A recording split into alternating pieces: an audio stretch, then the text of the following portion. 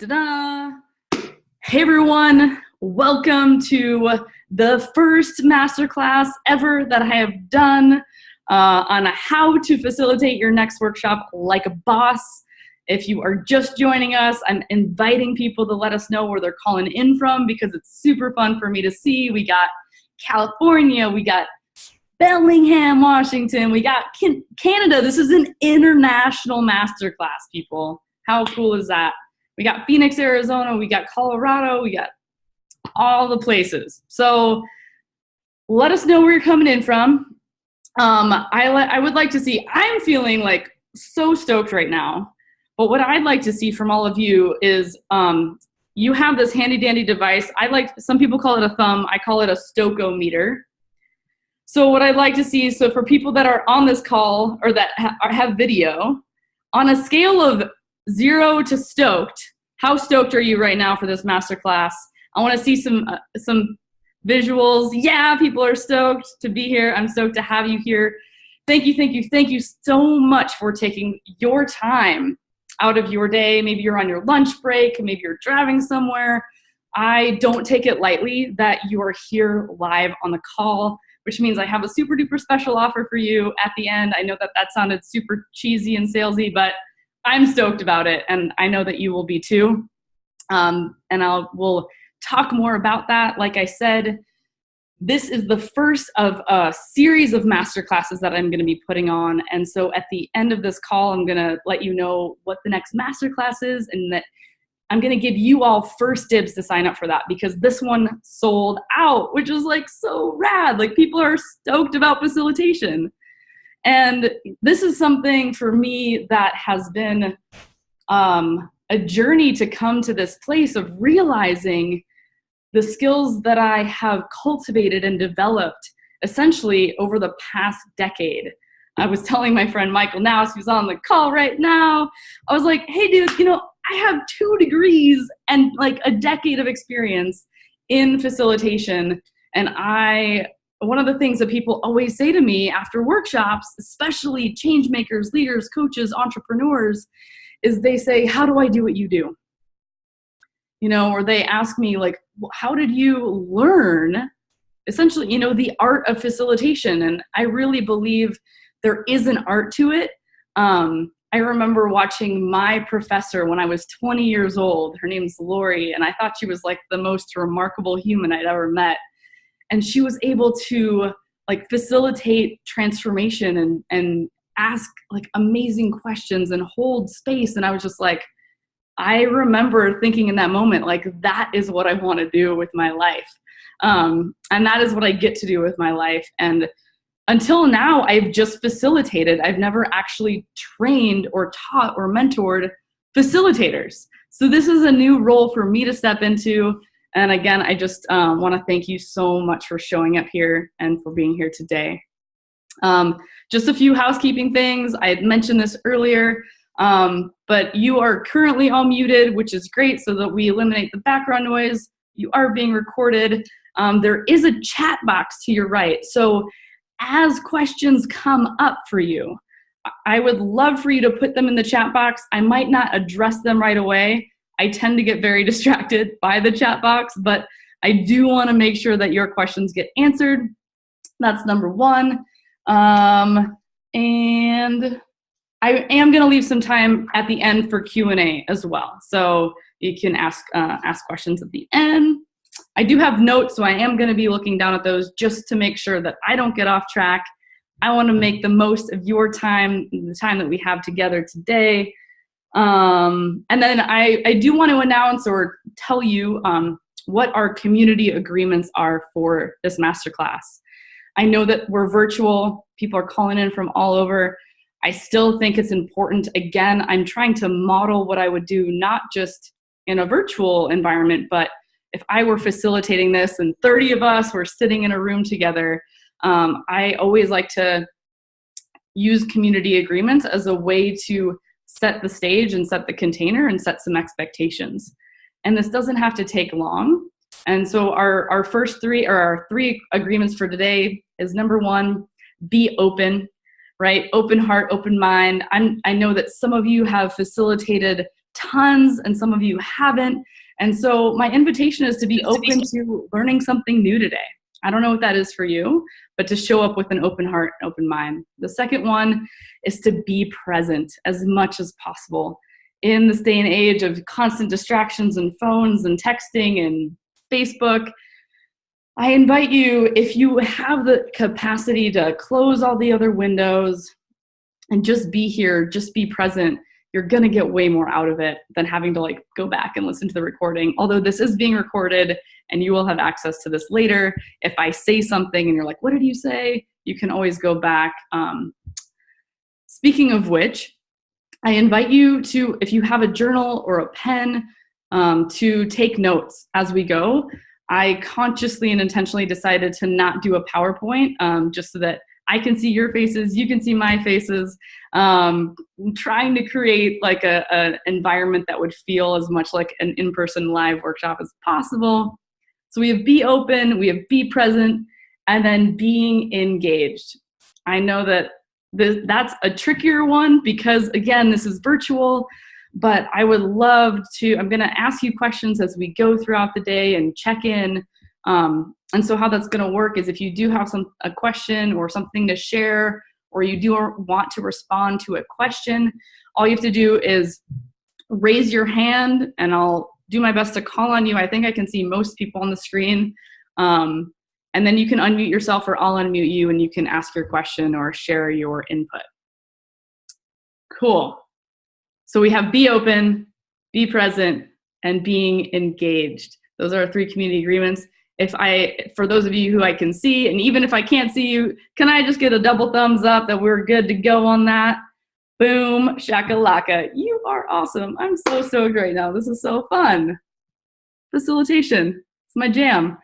So I want to start by asking y'all a question, which is, this is your first opportunity for engagement, is what inspired you to set aside time in your schedule, in your day-to-day, to learn about facilitation? So you can either write your answer in the chat box or you can raise your hand. I just want to get a couple shares, like maybe 2 or 3, of what inspired you to show up here today, and or what do you hope to get out of this? Either one you can answer. So Kathy says, learn more and be the best. High 5, high 10. Yes. I love, oh, this is fun. People are typing things in. I'm going to read some of them. Curious about your take on it. Always looking for a kernel of wisdom. Feeling more confident, says Nedra. Betsy says, love facilitation, have done it a lot and want to incorporate it into a new program that she's creating. Being a better facilitator of your business. Marli's special sauce, that's super, super fun because you totally stoked my fire. I love this. I love facilitation, want to learn more about your personal approach. Danielle LaRock is in the house. Jenny Clark says, I've been wanting to grow and develop as a facilitator for some time now. Lead workshops with kids and adults, hoping that I can lead with more energy and excitement like you do. Perfect. I won't read them all, but thank you for sharing those. That's super fun. People like facilitation as much as I do, which is a good thing. It's a good sign that we had a sold out masterclass today, and I'm excited to keep putting this out there. I always like to hear, it's such a powerful question as a facilitator, and I guess I just want to note is everything that I do is an opportunity or a lesson or something to glean. Meaning, how I opened the session, the questions that I'm asking. And so I invite you to just pay attention to the subtleties, because I really do believe facilitation is subtle and it is an art. And that is such a powerful question to ask people when they walk in the room is, what inspired you to be here? And or what are you hoping to get out of today? So that as a facilitator, the nice thing is you get to craft, you get to co-create experiences with people. And I think that that's like the magic special secret sauce that I would say that I use in my facilitation, is that I don't put all the pressure on myself to have all the answers, but that we really get to create this experience together. So the more that I know about the people that are showing up, whether virtually or in person, giving me their time, energy, and attention, the more I understand where they're coming from and what they hope to get out of the experience, I can include that and weave that in throughout the whole thing. So really, the overall goal for today is for you to feel more stoked about facilitation, more inspired to go out there and facilitate if there's been barriers or things that have gotten in the way or holding you back from that. And just to have, I think, more confidence as a facilitator. I truly believe that every one of you who's here, who's listening to this later, has the capacity to be an amazing facilitator.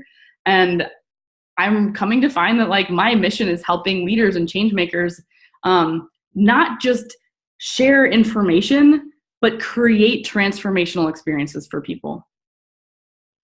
Yeah, I see some snaps over there. Yeah, that's what I'm talking about. Because my belief is if people are giving you their time, energy, and attention, like if you don't want to rock their world and blow your mind, like I don't know what we're doing, right?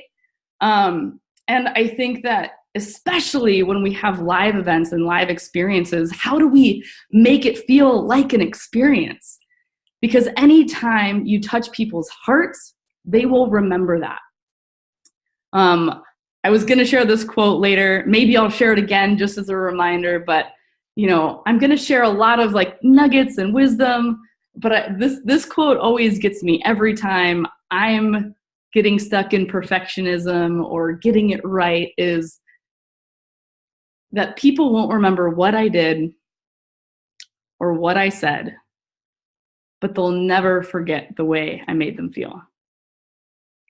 Maya Angelou said that. I didn't say that. But I think it is like facilitation is creating an emotional transformational experience. And so as I've been Googling facilitation of like, if I wanted to like learn how to facilitate, like what would I find? And a lot of it is like how to facilitate really boring meetings 101.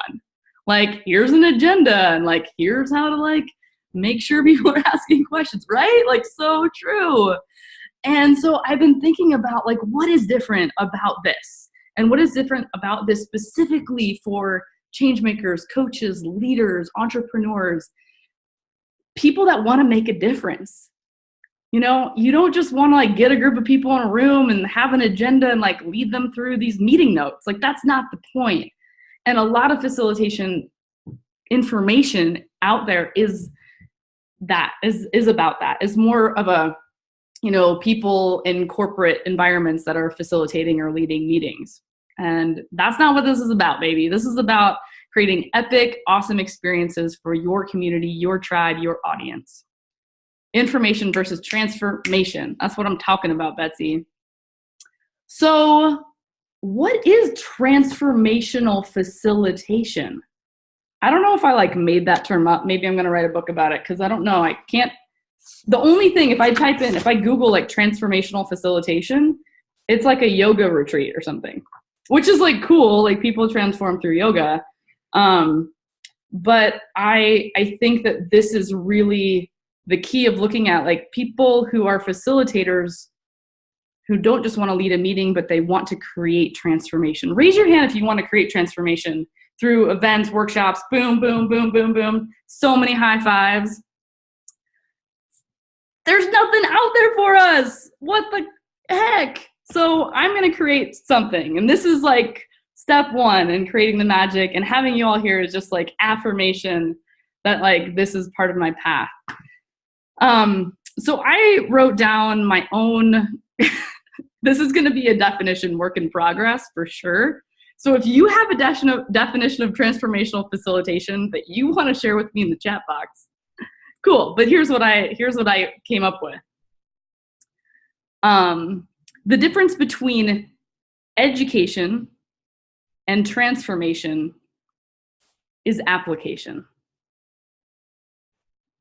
So transformational facilitation is really about creating an experience that invites people to apply the knowledge and information you are sharing directly to their lives.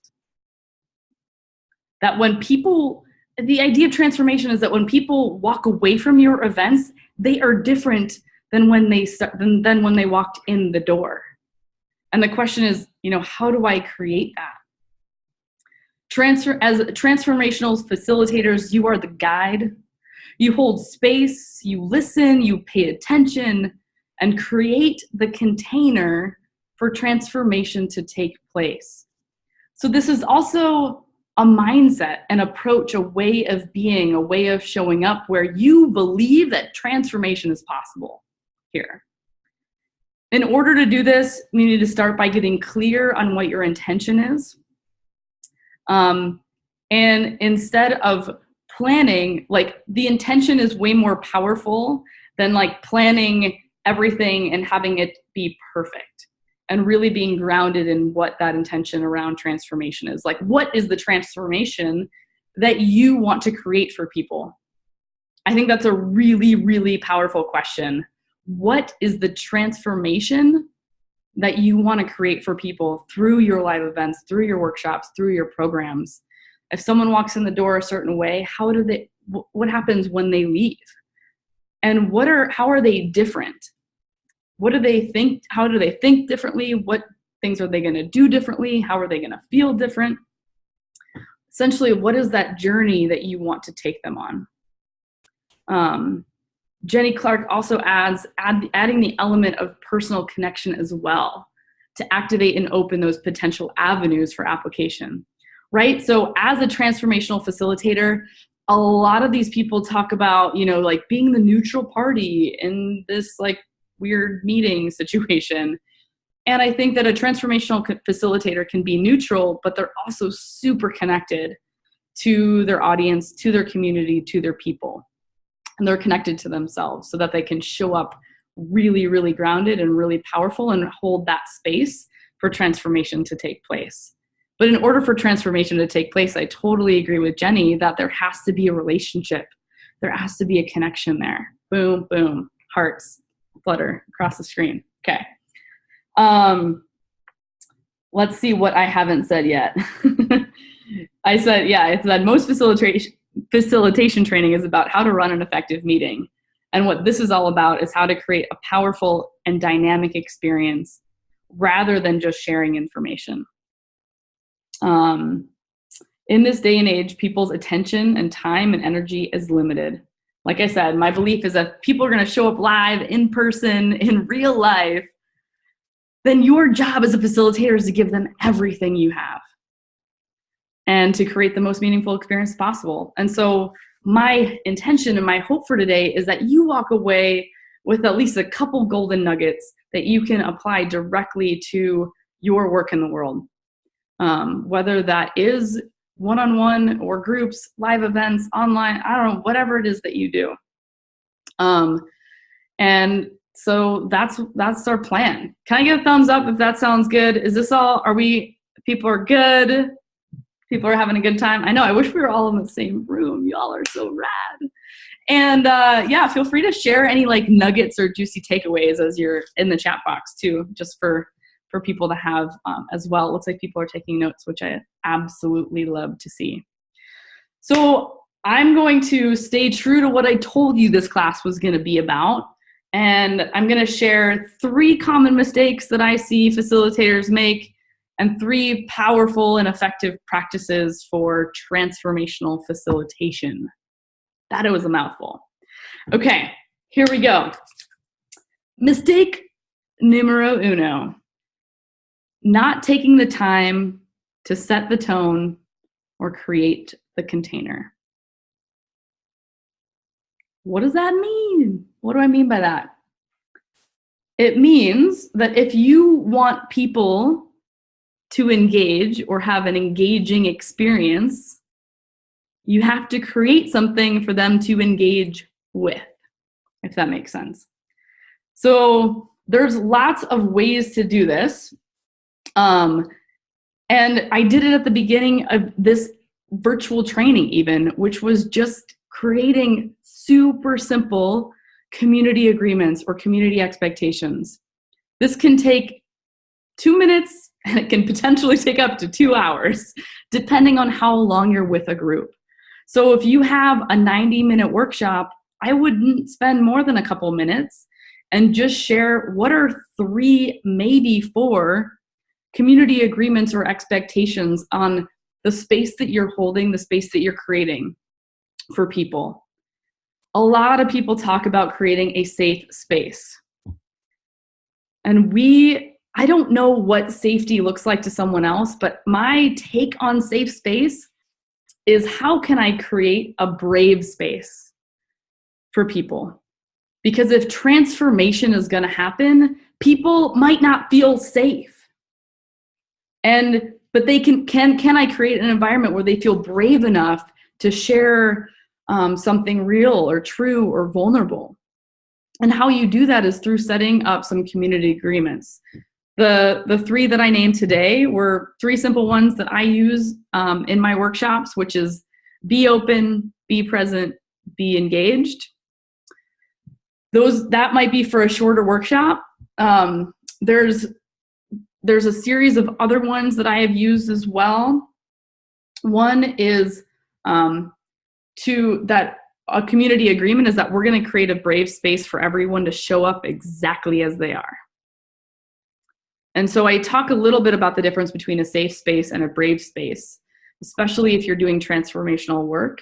How can this space feel safe enough for you to take risks and be brave, even though that might be edgy for you or uncomfortable, right? So creating a brave space as a community. Confidentiality in that is really important, just to know that what gets said in this space isn't going to leave the space. And these might be really obvious, and I think as facilitators, it's really easy to take that for granted, like, oh, of course people know that. But until it's just named and put out there, people don't necessarily, they might not trust, like that they're in a room with strangers or people that they don't know. And so just to put that out there and name it is really important for some folks to feel like they can really share authentically. To play full out is one that I really like. So again, that's kind of like the showing up 110%, giving it all you got. And then the last one is ask for what you need. So if there's something that you need, either you ask me for it, you ask the group for it, you take space if you need to, you know, and it's like, I always say, if you're crying and you walk out the room or the door or something, I might come and check in on you, and it's okay, you know, anything goes. Some of my friends like to say that I take people in the woods and make them cry, which is like a terrible thing to say, but it's like also a little bit true. So like, it's like just even naming it, like crying's love, like that might happen. You're like, this is a place for you to be bold and be brave. Should be your tagline. Thanks. I take people in the woods and make them cry. Hey, my name's Marli. Want to hang out? Sonia says, I was just thinking about the idea of respectful space makes room for both the safety and the bravery. Yeah. And so I think, Sonia, to that point, it's like, as a facilitator, I would invite you to create your own set of whatever your community agreements are or community expectations are based on the work that you're doing in the world. But know what they are and be able to clearly and effectively communicate them. You noticed when I introduced the be open, be present, be engaged, I just said a little bit about what I mean by that. And then I say, oftentimes I'll say, does anyone have any questions? And if we do have time, I might invite other people to say, is there anything else that you need in order to show up fully today? Right? And so that's more of like a co-created model where it's like, maybe I'm going to share 2 or 3 ideas, and the group is going to give me 2 or 3 ideas. Right? And so that's a way of keeping it tight and short.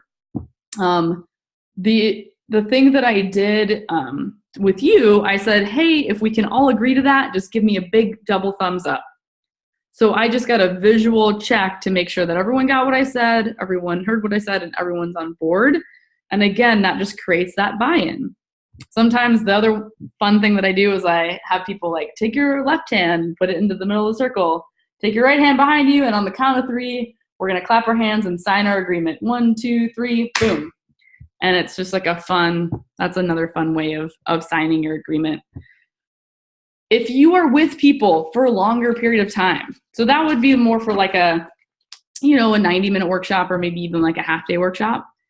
If you are with people like on a retreat, community agreements can take up to 20 or 30 minutes and potentially even longer, where you're co-creating and asking that question of what do you need in order to really fully show up to this experience? Because the more time people are giving you, the more I am finding myself wanting to come back to safe space, but the bigger of a brave space you need to create. And to co-create that is super empowering for people because they made up the agreements. And then I always ask, who's responsible for us to stick with these community agreements and having them, and essentially it's not just up to me to make sure that we're living up to them, but it's the group's responsibility. And being able to name and identify hey, if people aren't feeling like we're living up to that, you can either talk to me or you can bring it up as a group. My invitation though is to not call an individual out, but to call each other up. I talk a lot about not calling people out, but calling each other up, meaning we can do better here. Here's an invitation and opportunity for us to show up more powerfully, or I'm noticing people aren't super engaged. I'm wondering what's going on and being able to really name that. Okay, so that's the setting the tone and creating the container, right, for the experience, which is the community agreement. So your actionable item would be create your own set of community agreements and play with that and see how that lands, see how that goes. I would love, if you do that, I would love to hear what you come up with, because that's fun. I think the fun part about facilitation is we can learn a lot from each other. Moving right along to, it's funny, I came up with this, the 3 mistakes facilitators make, and I wanted to say, the 3 opportunities facilitators have that they don't know about. But anyway, the second mistake or opportunity, if you will, is either being overly attached to the plan or not committed enough to the outcome. So this is where there's this sweet spot as a facilitator where it's I'll come in with a plan or an agenda or an outline, a framework of certain activities, but I'm not overly attached to it, meaning that's the space where I get to co-create with my group. What this looks like or how this shows up sometimes, have you ever been to an event where someone was had way too much content or way too much information, and they're they get to the end and they're oh my gosh, we haven't covered half the things we were going to. Well, that doesn't make me feel very good because I came to hear the whole thing. And as a facilitator, this might seem super simple, but your job is to manage time and to be aware of how much time is something going to take. And we can't always know that with certain activities, but I think that it's up to us. Part of knowing how long things are going to take and holding that container of time is about safety. Sometimes there are facilitators where they said hey, we're going to take a break in 15 minutes. And then it's 45 minutes later and I'm hungry or I have to pee and it's uncomfortable. And I no longer feel safe there. And so part of that, I guess, maybe a better way of saying the mistake is not managing time well. That's a really simple way of saying that. I think I overcomplicated it with saying overly attached to the plan, not committed to the plan enough. Because on the other hand, sometimes facilitators let activities or exercises or conversations go on too long. Raise your hand if you've experienced that before, where it's okay, I got the point, This I see happen where, depending on the number of people in the room, but they'll ask a question and then have every single person answer the question. And that can take a long time. Even like, it could just be like an introduction, like say your name and why you're here today. And then that's like an hour has gone by. So, some of that is modeling the way with intros, or if you do want people to share, it's like share 3 words of how you're feeling right now, or 1 word, or 1 sentence, or, creating the container so that you're managing that time. And part of that is like part of this is just like doing it and seeing how it goes.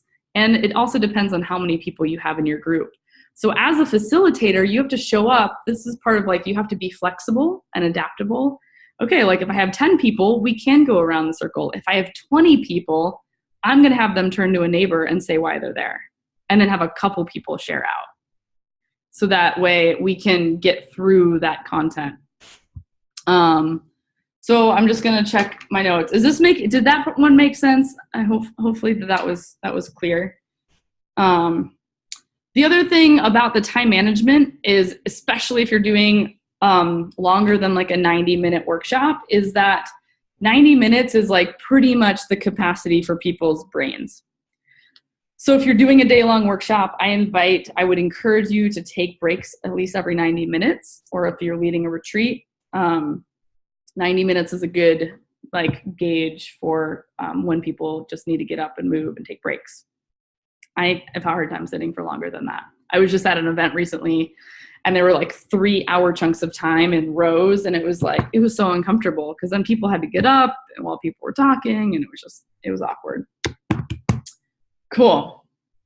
So number 3 is kind of a simple one, but waiting for everyone to arrive before starting.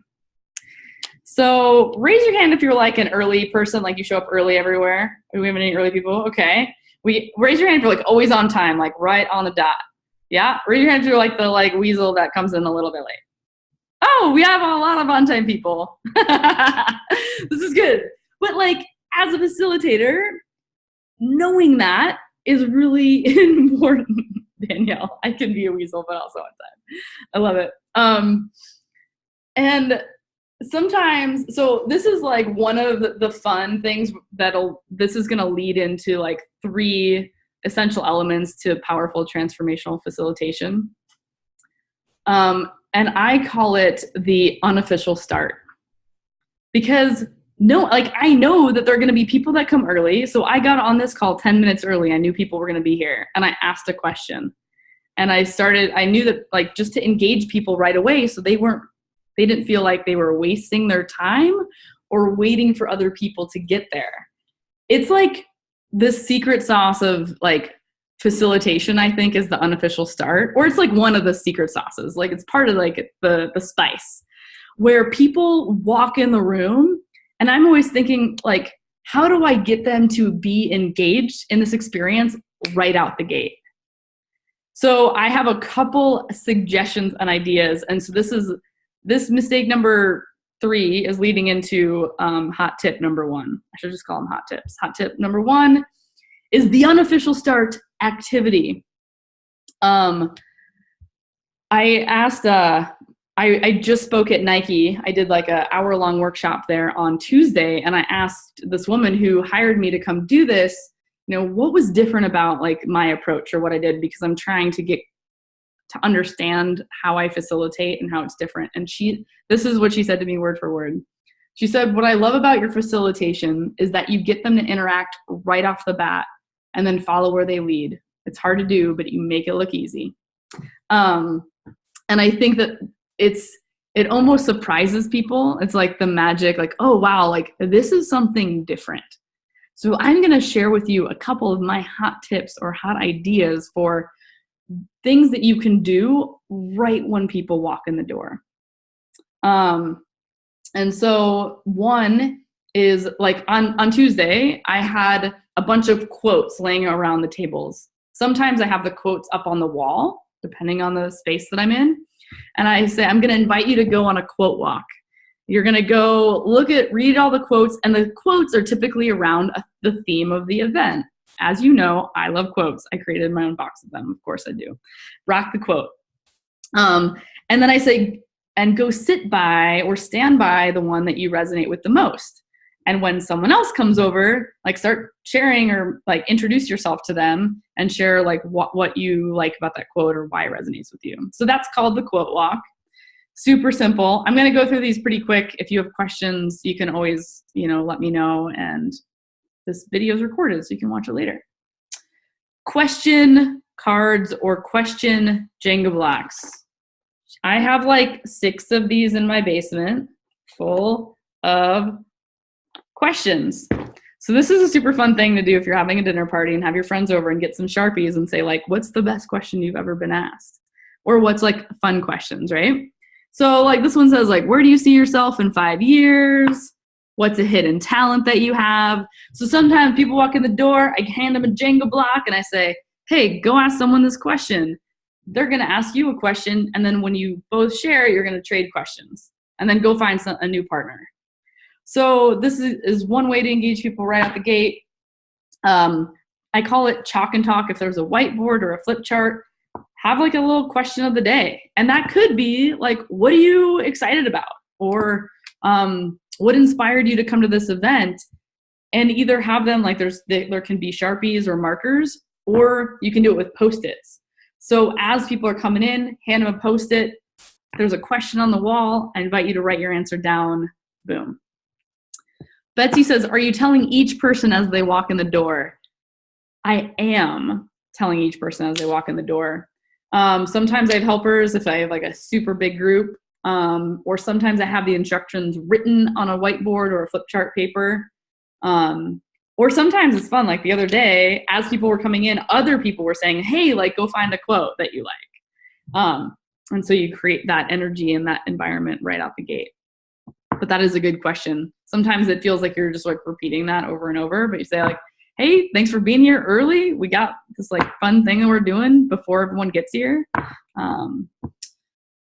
The other one is if you are having name tags, like have a bunch of markers and have people like be creative and like design their own name tag. Not just write their name, but like have a bunch of markers and have it be creative. I put on this campfire experience and we have like wood cookie name tags. I should have had one as an example, and I had markers and they could like draw their own or design their own name tags. So that's like a fun creative thing to do. Just something to get them engaged with each other right off the bat helps them be more engaged throughout the rest of the experience, is what I have found. And, even the most introverted people will engage with this. And I call it the power of a prompt. Because I'm not asking people to share in a big group right away. I'm just having them connect with one new person. And that gets them more comfortable and to maybe share in the big group or to connect with more people throughout the rest of the experience. Because I'm setting the tone through that. I'm setting an expectation. And some other things that I've seen, like people do puzzles or they'll have Legos and it'll say like, build a cool thing, or like riddles, or all sorts of like different ways for people to just like engage. And the more related it is to the theme, the better. I like how that immediately gives guidance for something to do right on arrival. Yes, exactly. It totally eliminates the like awkward, now what do I do moments that people often have when they walk into a room. Musical chairs, love that. Yeah, and maybe you have your own creative ideas around the unofficial start. But my invitation for you is for your next workshop is to just give it a go. Like to choose one, whether that's like you can like literally write questions on like note cards and hand them out to people, or get a set of Jenga and just see how that goes, or see how that changes the dynamic of the whole experience. Thumbs up. Did that make sense? What about icebreaker questions for smaller groups? Yeah, so that's kind of, are you thinking about something different than like having questions on a card, Michael? Or is that, you can let me know as I look at my notes here. Boom, boom, boom, boom. Yeah. And I think that like a lot of people resist the typical icebreaker. And so I think that when you do that right out the gate, it sets the tone. And I think the challenge, like here's one mistake I see a lot of facilitators make. People are like, and now we're gonna do an icebreaker. Like just never say that. Cause like people have so much like awkward weirdness and resistance. And the thing is, like I think it's kind of like country music. I think people secretly like icebreakers a little bit. I think that everyone likes country music like just a little bit. Maybe I'm wrong and maybe there are some haters out there, but like if you're gonna do an exercise or an activity, just say, hey, we're gonna do this activity. Here's the thing, let's do it. Just don't use the word icebreaker. I guarantee that will save you a lot of like, I don't wanna, you know? So just like if you have an exercise or an activity, and I'm gonna do like a whole other workshop on activities and things like that, and specifically around the idea. I need another word for icebreakers. It's like really just opportunities for people to connect. That's what it is. Cool? All right, we are moving on. Essential element number 2, hot tip number 2, presence over perfection. This is key, people. I'm imagining, because I know a lot of you and you're awesome humans, most people are coming to your workshops to kick it with you or to hang out with you, not because you're gonna deliver like perfection. And I think that we oftentimes forget this. Your energy, your perspective, your attitude, your presence matters more than anything. Like the quote that I said before of how do you want to make people feel by your presence? If we're caught up in perfection and getting it right, we aren't going to be able to be fully engaged with the people that have given us their time, energy, and attention. And so I think that people really crave authenticity more than anything, and less perfection. And so I think transformational facilitators and the work that we do, we have to be okay messing up and making mistakes. I remember Lori, my professor, I would see her just facilitate like a boss. And I remember saying this to myself, like when I was 20 years old, I'm like, you know what? She's probably done this exercise like 50 times. And every time she changed it just a little, just to keep improving it and getting it right, or getting it to be just more powerful. Because like facilitation, you're always playing with the energy in the room. And so for you, of like, how do you set yourself up for success to show up fully in that space? Because your energy matters more than getting it right, more than the activity, more than the outline, more than the agenda. It's everything. And so I'm going to share one of my mantras. This is part of like your mindset as a facilitator. And this is why your intention is so powerful. And oftentimes your intention is more powerful than, again, it being perfect. Is going in with the mindset of like, what are your community agreements with yourself? Like, I'm going to show up fully. I'm going to show up 100%. And I have 2 mantras for this one. And one is, I don't always know what people are going to get from what I have to give, but I have to give it all I got. Every time, 100%. And if you're showing up 100%, I guarantee transformation will happen. And you're going to mess up and you're going to make mistakes and you're going to be like, hey, that didn't work so well. Let's try this. And it makes you human. And that's like the magic of it. And if you can like let that be the magic of it, it can be way more fun and way more freeing and enjoyable for you and for the people. And know that your audience or your community, the people that are showing up, they want you to succeed genuinely. Like they're on your team. And so remembering that. This also plays into the idea that like being really, how do I want to say this? this is part of learning to trust yourself and trusting your audience. I ask people to do really uncomfortable things sometimes, but I am like 100%, I have like 100% conviction about it. I'm like, this is what we're doing. I'm gonna have you visualize your future self. And people are like, that's weird. I'm like, I invite you to close your eyes. So it's like, I'm not questioning myself in my delivery. And that's part of presence, is especially when you're guiding people into like deeper work, for you to really like be grounded in what it is that you're offering and how you're inviting people into that experience. And I love that word invitation. As a facilitator, everything is an invitation. And I always give people permission to do what they have to do. But like, I invite you to close your eyes. I'm not saying you should close your eyes or you need to close your eyes or I want you to close your eyes. I'm just like, I'm going to invite you to close your eyes, or I'm going to invite you to go meet someone new. I'm going to invite you to turn to your neighbor and share, what you've learned so far. That's like a golden nugget. Like, I invite you to whatever the thing is, because it puts people at choice with it. Okay, I'm getting on a soapbox here. Okay, going back to this. Oh yeah, this is my other favorite mantra ever. And then I'm going to do our last hot tip. And then we're going to like have some Q&A. It'll be great. I invite you to be a badass. That's right, Daniela Rock. You're awesome. Even my worst workshop could change someone's life. The reason I say that is in relation to that idea of perfection. I remember my speaker coach one time, he said, if you're not okay with your first 100 talks just totally sucking, then stop now, essentially. And he's like, the thing is, they're not going to suck to the people that are there, but they might not be what you know is your best, because you see what's possible and you see your potential. But the only way to get better at doing anything is by doing it.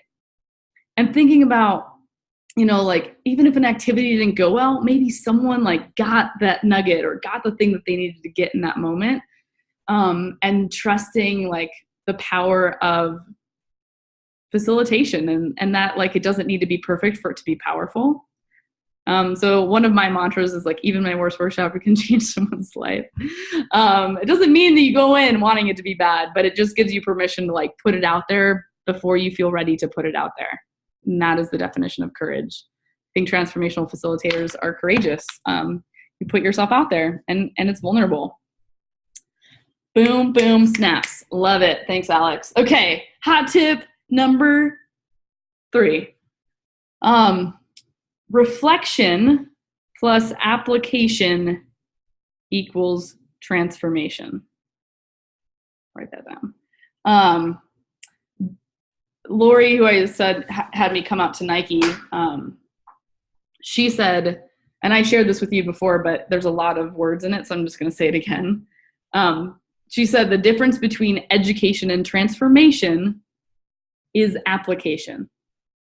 You teach, but ask people to apply immediately what they've learned, which makes the concepts sticky, that concepts that last, that stay with you.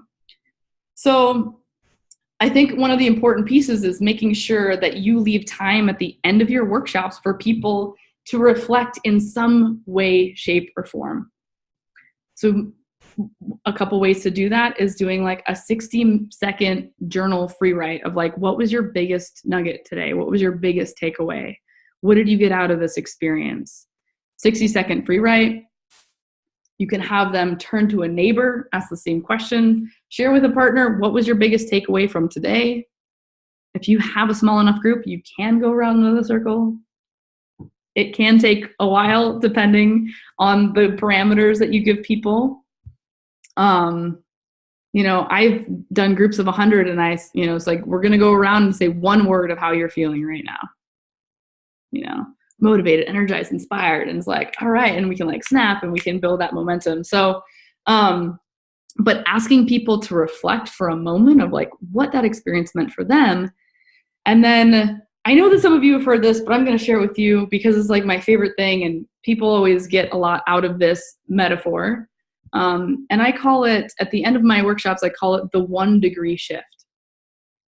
And what the 1 degree shift is is if you are, here's the metaphor for you, right? If you're on a sailboat and you change your course just 1 degree, over the course of hundreds of thousands of miles, you can end up in a completely different place. And so what if you left here today not feeling like you needed to change everything? But what is the smallest change that you can make that would make the biggest difference? And oftentimes I'll have Stoke quote the cards, and then I'll have those on the table, and I'll say, choose a Stoke quote that resonates with you, that you think is going to keep you stoked, to apply what we've learned today in your life. And on the back of that Stoke quote, I'm going to invite you to write down your 1 degree shift. What's the one thing that you're going to do when you leave this room? And maybe it's a mindset or a perspective or the way that you see the world, or maybe it's a specific action that you're going to take. But what I'm inviting them to do is reflect and directly apply what we've learned into their life, into their work. And that is, to me, like the powerful transformation moment. I mean, there's lots, but within like the context of an hour-long or 90-minute workshop, making sure that you create some sort of time and space for reflection and application for them to think about how they're going to apply that to their life. So speaking of takeaways, as we're getting close to our time, I'm going to try to really keep this within the hour. I would love for you to take a moment. We're going to do a quick 60-second free write. I know that you have journals. I'm going to have you write down what was your biggest insight or takeaway from today. And I'm going to invite you, if you don't have a journal or you don't want to write that down, to write that in the chat box. What your biggest takeaway was, or what your 1 degree shift is going to be. So what's one new thing as a facilitator that you are going to try or apply in your next event, workshop, training, whatever it is that you're doing? I would love to hear what that is, but I want to give you a moment to reflect on that. We've covered a lot in a pretty short amount of time, so it'll be fun to see these come in as people are writing and reflecting.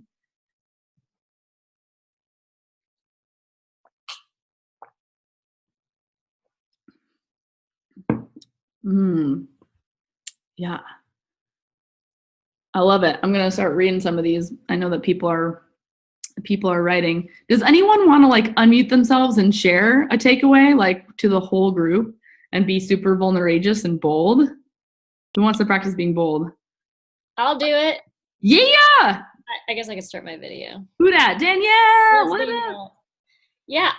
I just really love that quote. I don't always know what people are going to get from what I have to give, but I'm going to give it all I've got, because that could be applied to like anything in life. So I think that's huge. And my practice has just been to like continue to give people like, and myself, more of myself. And so I feel like if there's anything from this whole talk that you just gave, this whole workshop, I think it's just about giving people permission to be themselves. So I feel like I have more permission. Yes. I love that.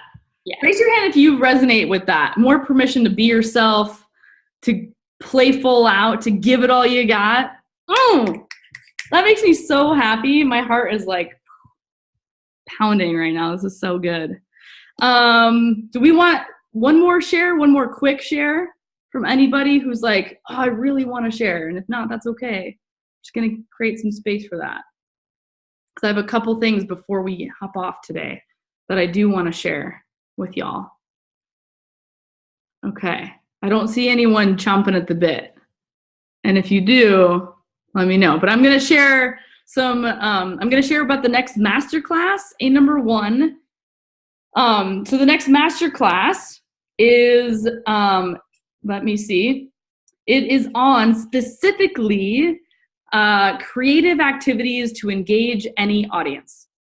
So we're going to, I know that I planted a lot of seeds about certain things like this, but it'll go more in depth around like the elusive term that we don't like to use, the icebreaker land, and to answer any questions that people have about facilitating activities, the idea of around giving clear instructions, clear directions, inviting people, like using some of that language. So I'm going to just put that masterclass in. There's a link to sign up. I'm going to email it as well. This masterclass sold out, so hopefully the next one will too. I'm giving y'all first dibs. I just made it live this morning. The second thing that I'm like so jazzed about is I love this stuff, and I want to teach people not just virtually, but live and in person, and give folks an opportunity to practice some of the things that we're going to be talking about in these master classes. So I have created a day-long facilitation training that's going to be happening here in Portland on April 28th from 10 to 4. What I'm going to do is I'm going to put, it's called the Art of Facilitation Live. I know if you're not in Portland, I'm sorry, I'm so sorry. There is the link to the training. Maybe we'll even film it. I don't know. We'll do like a virtual option somehow, but the in-person workshop is limited to 20 people because I want it to be intimate enough for people to practice. The regular price for that is going to be $147 for the entire day, but I am going to give y'all a $50 discount for showing up here, for being like the first people on this masterclass. And you just use the promo code masterclass. I'm typing it in right now. And that'll give you $50 off, which brings it to $97 for the whole day. So 10 to 4, can have snacks, beverages, all the things. And really, this is an opportunity if you want to specifically practice facilitation skills. We're going to dive deeper into different activities that you can do. Again, I know that not everyone on this call is here in Portland, but if you are, that promo code is good until tomorrow, Friday, at 5 o'clock, because I just want people to take action on that if they want to come. Again, it's Saturday, April 28th from 10 a.m. to 4 p.m., and it's going to be at the Wayfinding Academy up in St. John's, because they're awesome. So that's what is happening there. Okay, we did it. Please email it a reminder so we don't forget. I will. So both of those links should be live. We did it. It's 12:58. Oh my goodness. Oh my goodness. Like, raise your hand if you learned something new today. Perfect. Jan, you didn't learn anything new? I don't see your hand. I'm just giving you a hard time. Raise your hand if you learned something you can apply directly to your work in the world as a change maker, leader, facilitator. Boom. I'm gonna I'm gonna say that, you know, this is the end of our masterclass, and I just want to give you all just a lot of gratitude, and I just want to thank you so much for being amazing, for showing up, for wanting to learn about facilitation. If you have any questions from this masterclass, I would love for you to send me an email. And if there's anything specifically that you want to learn about facilitation, let me know, because I'm just going to keep doing these and I want them to help you. And so I want to know what questions came up for you today, if there anything wasn't clear, or if there's anything you need more information about. I just want to show up as a support and a resource for you all going out there, rocking your events and creating transformation in the world. How's that sound? Can I get a high 10? 1, 2, 3. You're awesome. Go out there, rock it out like a boss. Peace.